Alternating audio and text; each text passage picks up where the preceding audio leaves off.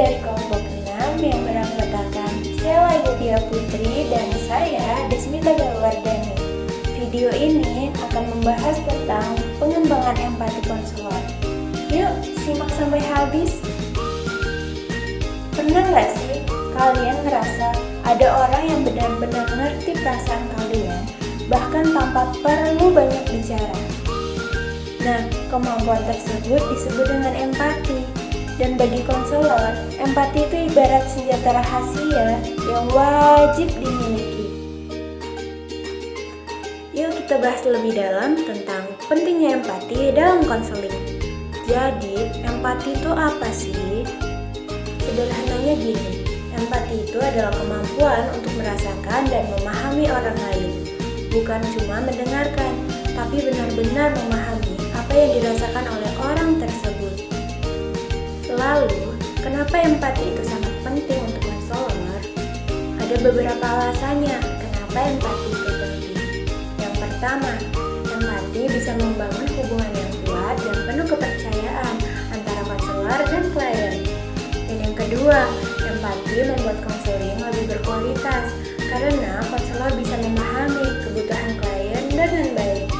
Dan yang terakhir, empati membantu memfasilitasi perubahan positif dalam diri klien.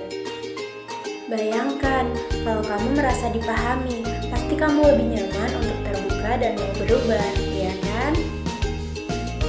Apa sih fungsi empati dalam konseling?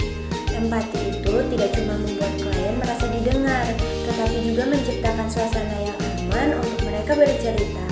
Konselor yang berempati bisa mendengarkan secara aktif, membuat klien merasa nyaman dan diperhatikan, dan membangun suasana yang membuat nyaman.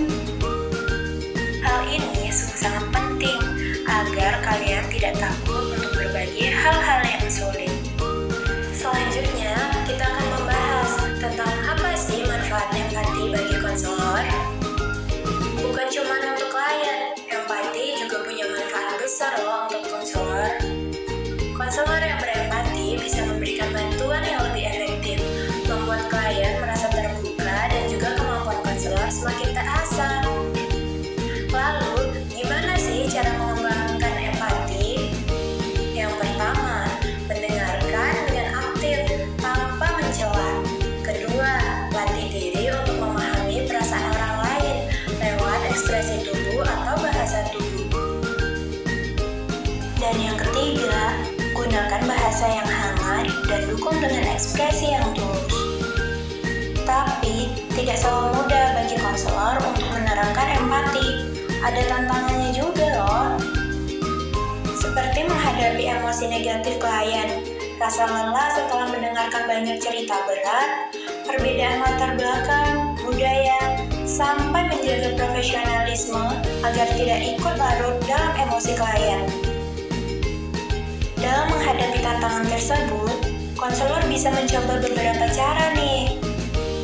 Yang pertama, belajar mengendalikan emosi sendiri agar tetap tenang.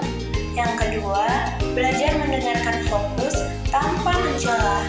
Dan yang ketiga, ikuti pelatihan khusus agar semakin paham cara memahami orang lain. Dan yang terakhir, lakukan refleksi diri setelah sesi konseling berakhir. Jadi, empati itu lebih dari sekedar mendengarkan. Ini soal merasa bareng, paham dari hati ke hati. Dengan empati, konselor bisa jadi pendengar yang tidak cuma paham, tapi juga bisa membantu klien menemukan solusi yang terbaik.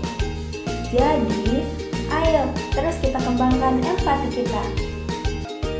Mau jadi pendengar yang berempati? Yuk mulai belajar dari sekarang.